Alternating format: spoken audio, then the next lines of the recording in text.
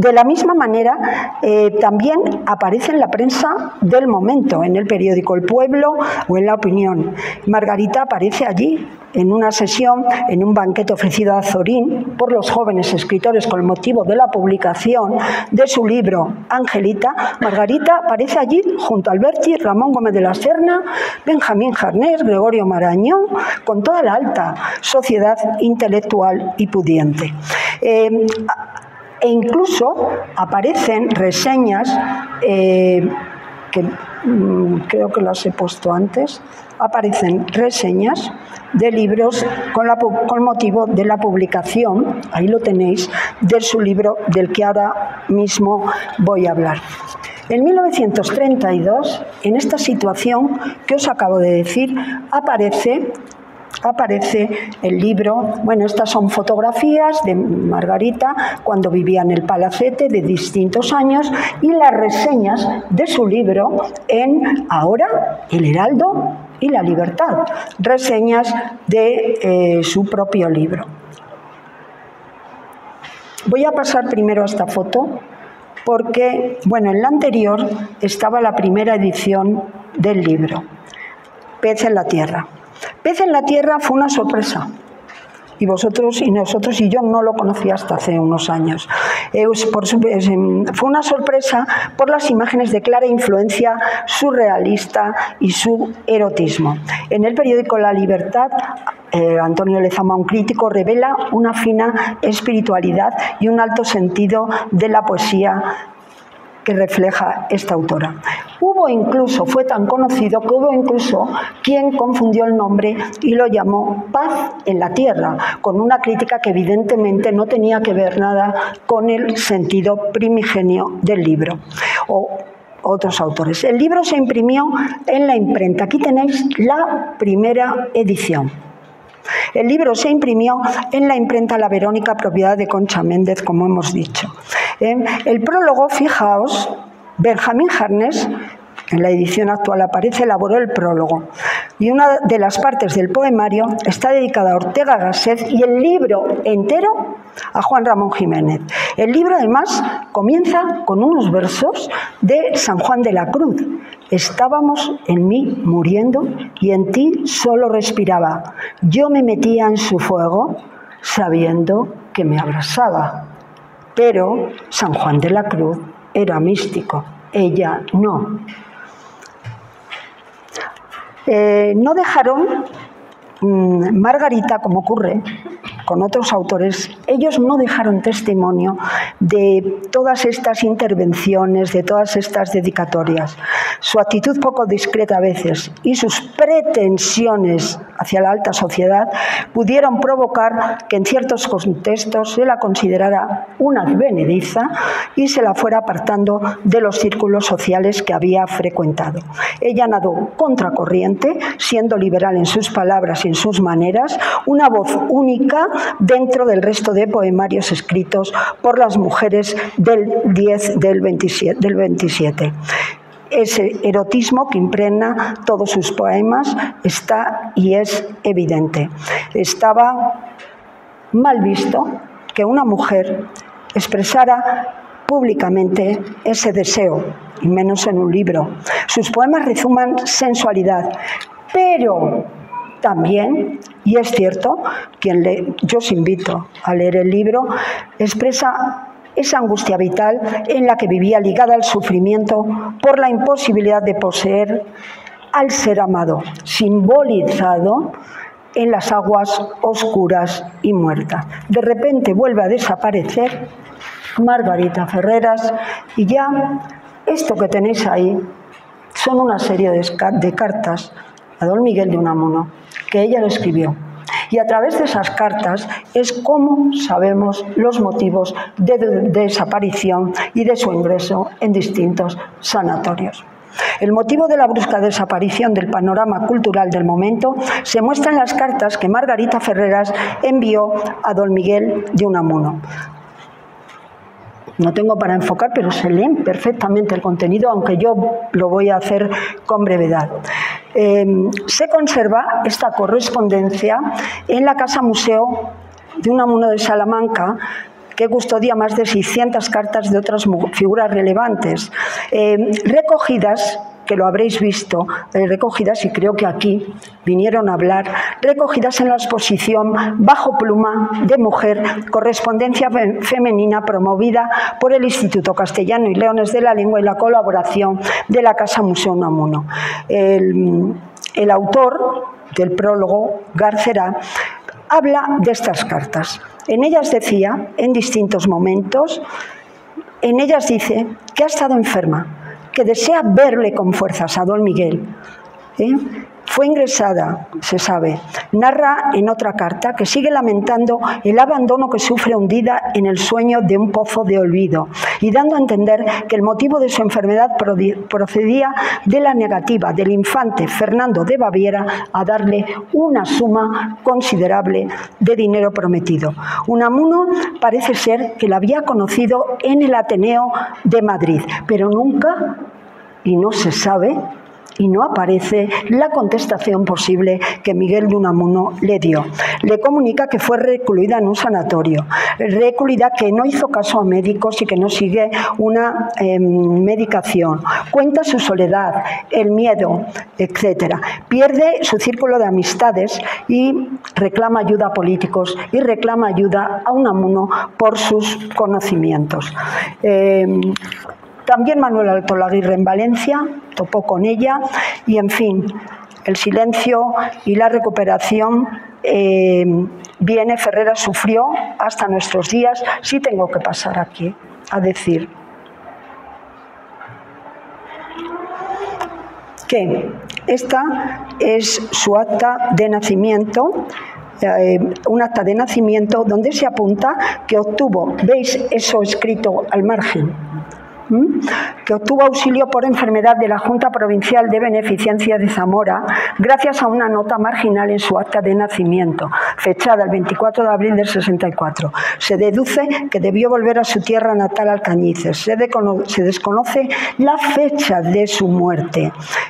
Su defunción no consta en el acta de nacimiento, aunque parece ser que ha llegado a la conclusión este investigador de que fue en 1964. Ferrera sufrió hasta nuestros días un silencio significativo. Esta es la edición actual de su libro. La editorial Torremozas ha hecho un gran esfuerzo por publicar esta obra y otras de estas mujeres.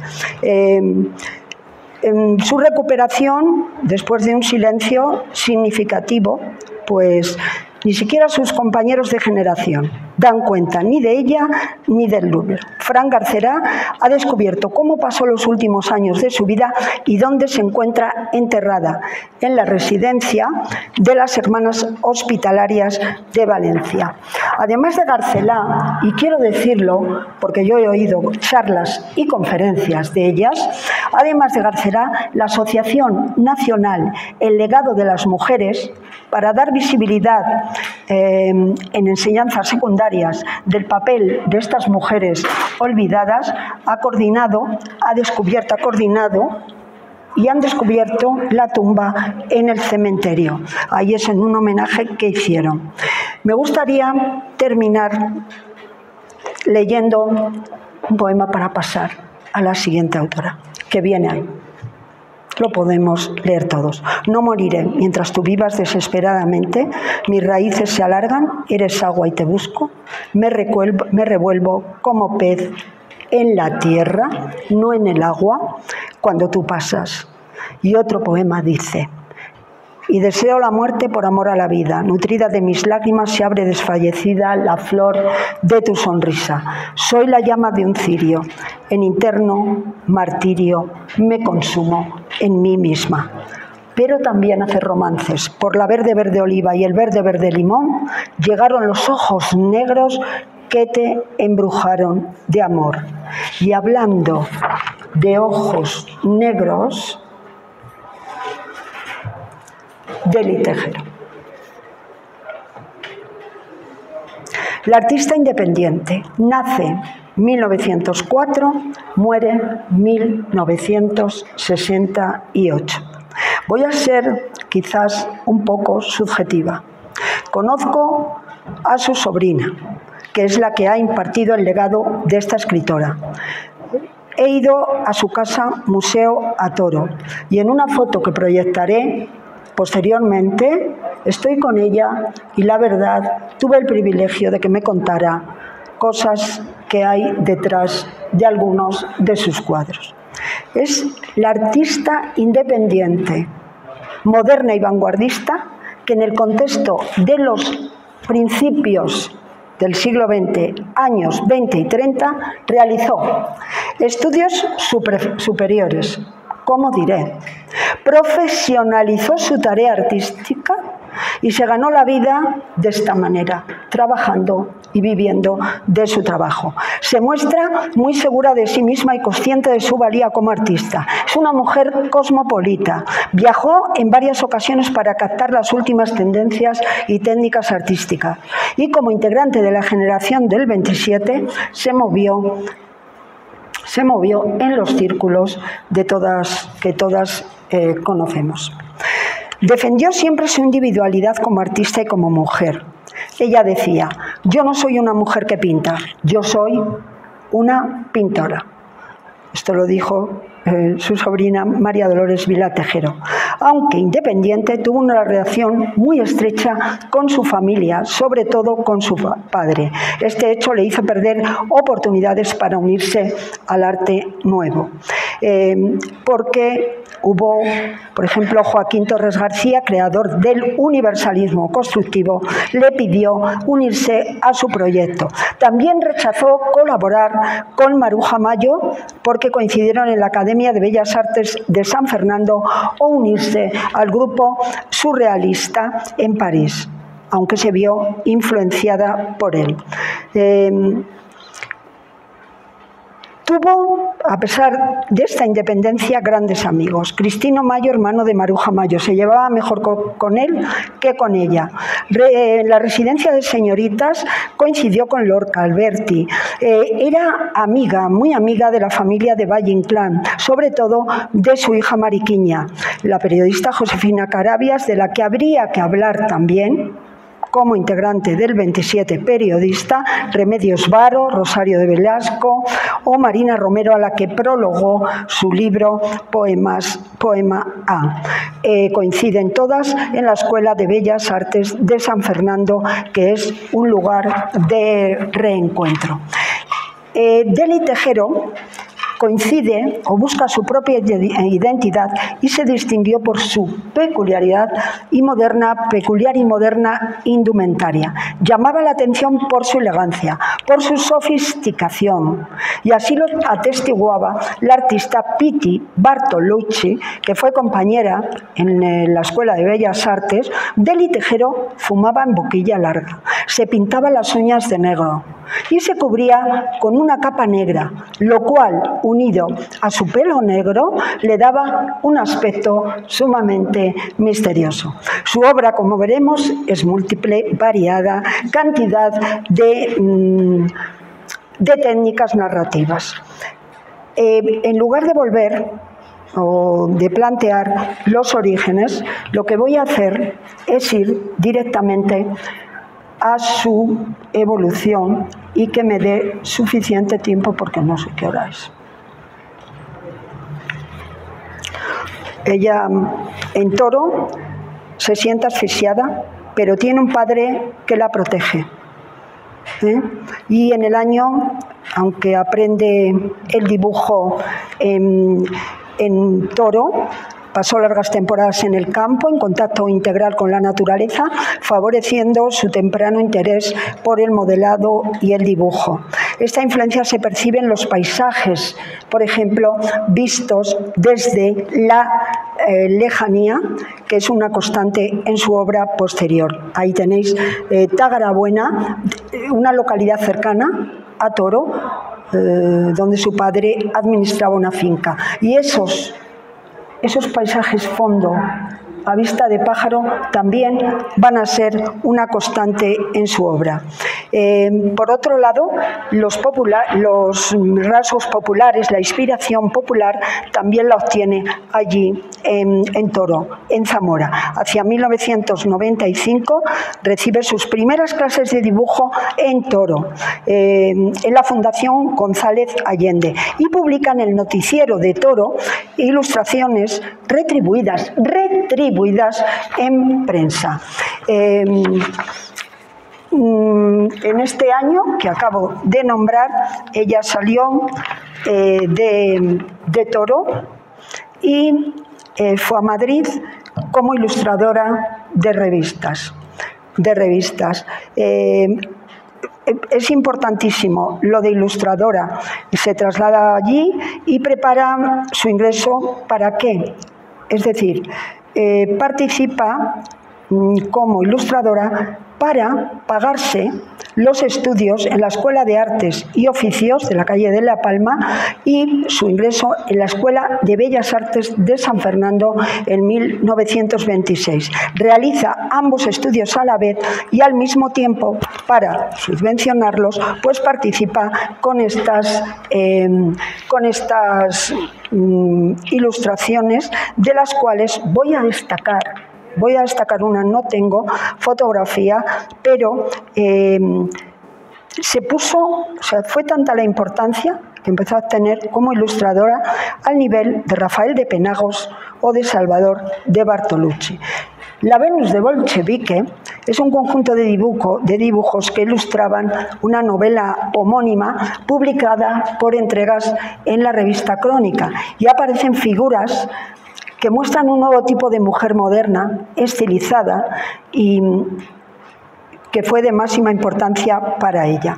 La primera etapa, en verdad, de Deli Tejero, en los años 30, viaja al extranjero y tras una breve estancia en París sigue hasta Bruselas para estudiar procedimientos industriales de pintura mural. En la primera etapa son temas populares, escenas regionalistas, con especial atención a los escenarios y vestidos rurales de los que tenía pleno conocimiento por Toro, aunque dándole una visión, esta nueva visión de renovación estética promovida por la generación del 27 llamada neopopularismo. Hablo, en primer lugar, esperad porque vuelvo.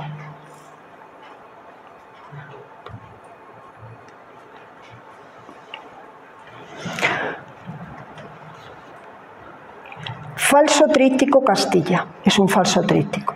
Parece un tríptico, pero no lo es. Es un joven matrimonio con hijos. Os daréis cuenta de que son temas populares, pero le da pues una sensación de estilizar de lo que voy a expresar a continuación. Es un joven matrimonio con hijo en la línea de su interés por los tipos populares. Es una composición triangular. El hombre, lo veis bien al final, el hombre mira a la mujer en señal de protección, amor y admiración. La mujer mira al frente con una mirada más retadora, incluso inquietante, aunque su sobrina dice: no hay que ir tan lejos. Simboliza la vida, la luz en los distintos momentos del día, desde el amanecer hasta el ocaso. A continuación, Viuda Rica. Esta Viuda Rica del 32 tuvo influencia, que fue profesor suyo en la Escuela de Bellas Artes de San Fernando de Madrid, Julio Romero de Torres, y evidentemente sí que se ve una cierta influencia. En 1934, la obra, aunque me gustaría que se viera en grande, su pintura más importante es esta, El Mercado de Zamora, una pintura de composición geométrica que recoge también motivos de cultura local. Tiene reminiscencia neocubista en el volumen, ¿veis?, de las figuras que dan rigidez y dureza de línea suavizada por el colorido tan expresivo. Al fondo, la ciudad de Toro a vista de pájaro. La mujer protagonista, veis ahí con la niña, indica o simboliza la maternidad, que es una constante de Deli Tejero. Ella no fue madre, pero la maternidad y los niños es una constante. Es una unión física entre madre y hijos que luego veremos en la fusión que hace de figuras en la etapa posterior. Llama la atención esta mujer de mi derecha abajo, enigmática, con poderes, una especie de bruja, unida a la tierra, fuerza telúrica, el misterio que envuelve. El último, luego tendré que volver porque estas figuras efectivamente las voy a comentar después. No.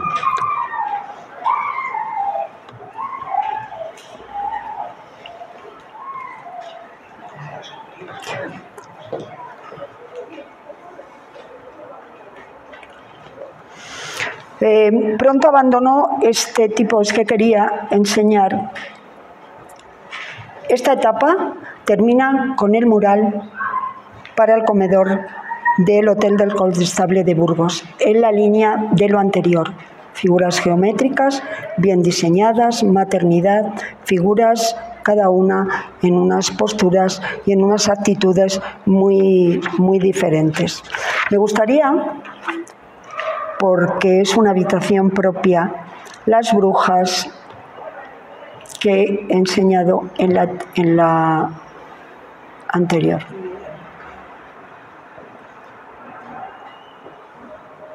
Aquí. Serie Las Brujas, con las que ensaya técnicas experimentales, la de calcomanía, con fondos de guache y acuarela, para crear una atmósfera de irreal, subterránea, técnicas propias del surrealismo. También las construyó estas en metal y las cosió. En una foto que antes ha aparecido de ella tiene una como pulsera. Las construye en metal y las cosió en trapo.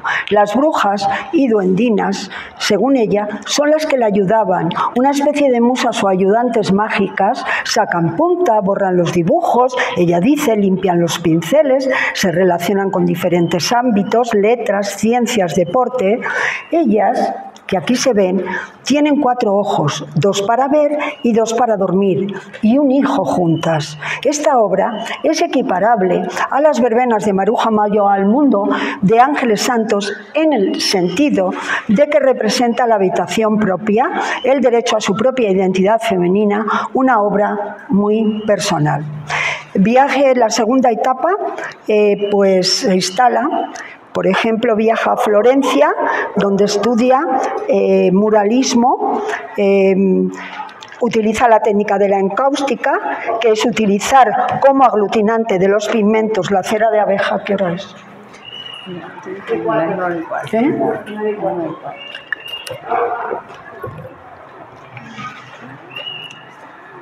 Y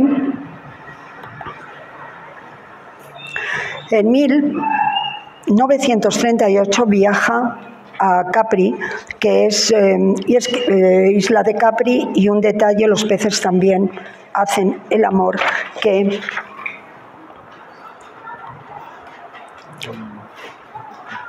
un momento, esta etapa es la que coincide a finales de los años 40, y quería plantear, pues, por dar al completo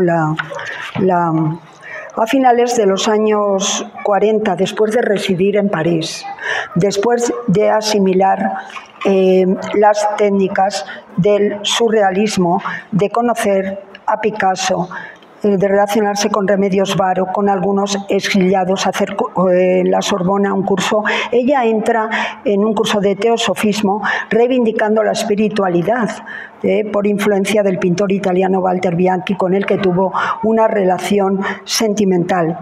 O expone con el grupo de surrealistas de Juan de Miró, de Domínguez, de Chagall, de Klee, pero estas obras, por esta corriente espiritualista, son destruidas por ella.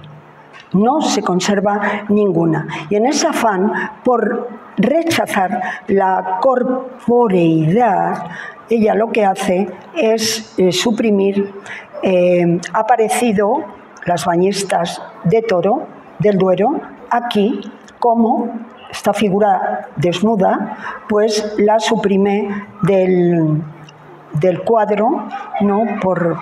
Fue inevitablemente una parte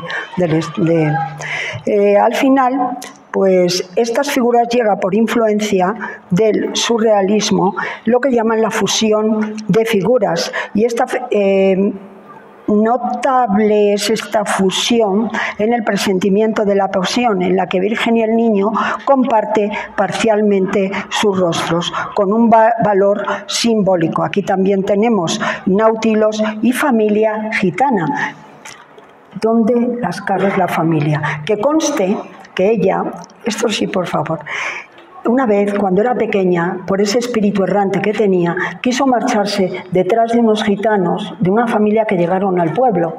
Y entonces esa idea la tiene y luego la representa al cabo del tiempo en estas figuras. Un poco esto, pero sobre todo una de las figuras de esta etapa. Esta es María Dolores, su sobrina, en esta etapa ya un poco de informalismo, de ya llegar a una estilización de lo que es su obra y de ir evolucionando. Aparece, bueno, anteriormente,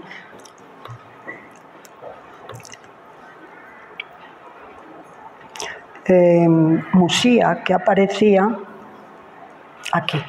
Musía, 1954, que no es un autorretrato en sentido estricto, tiene una aureola.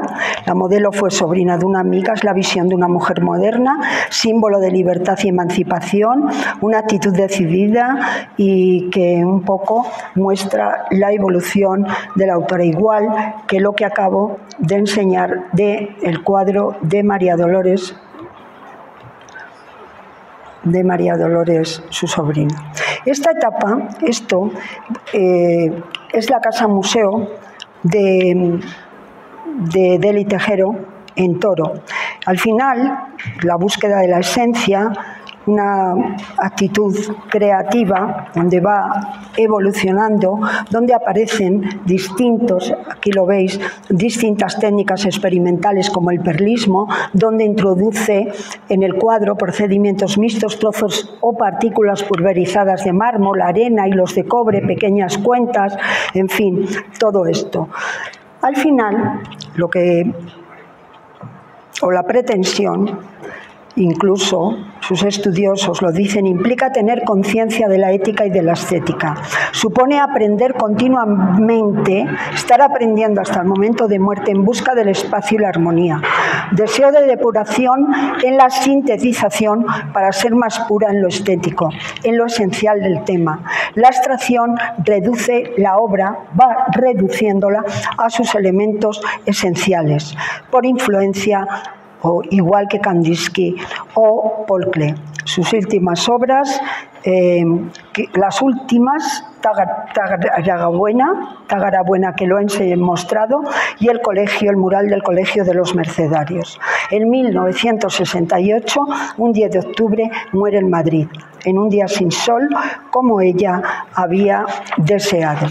Lo que último, y acabo, sin duda, Deli Tejero debió figurar desde el principio en esa extraordinaria lista de grandes artistas castellanos del siglo XX, al lado de Baltasar Lobo, Díaz Caneja, Victorio Macho, Mateo Hernández, Modesto Ciruelos, Bela Zanetti o Emilio Barral o Esteban Vicente.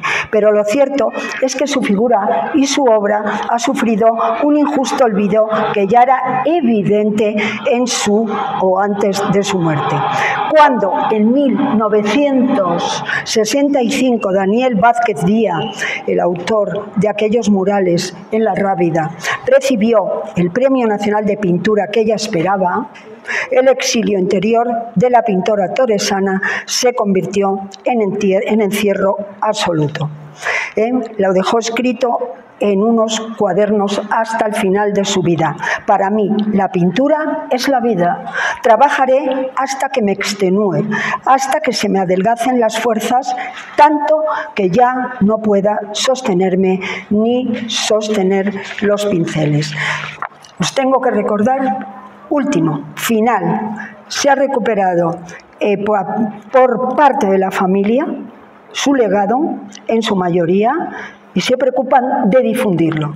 El 2 de marzo del año 2024 se inauguró en el Museo de Arte Contemporáneo Español Patio Herreriano de Valladolid la exposición Geometría y Misterio, clausurada el 9 de noviembre. De verdad que esta exposición ha sido, si queréis, el homenaje que ella tenía que haber recibido hace tiempo.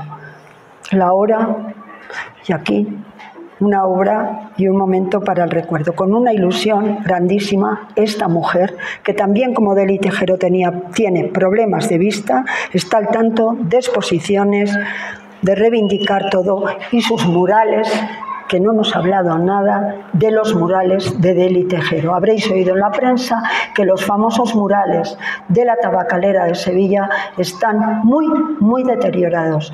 Todas las instituciones están ahí para conservar. El problema de los murales es que son algunos perecederos. ¿Por qué la obra de Dely Tejero tiene que ser perecedera? Por motivos ambientales o climatológicos. Muchas gracias. No he terminado. A vosotros. No sé si vamos a enviar una pregunta. Mira, ahí tienes a Isabel. ¿Cuándo quieres acercarlo? Mira,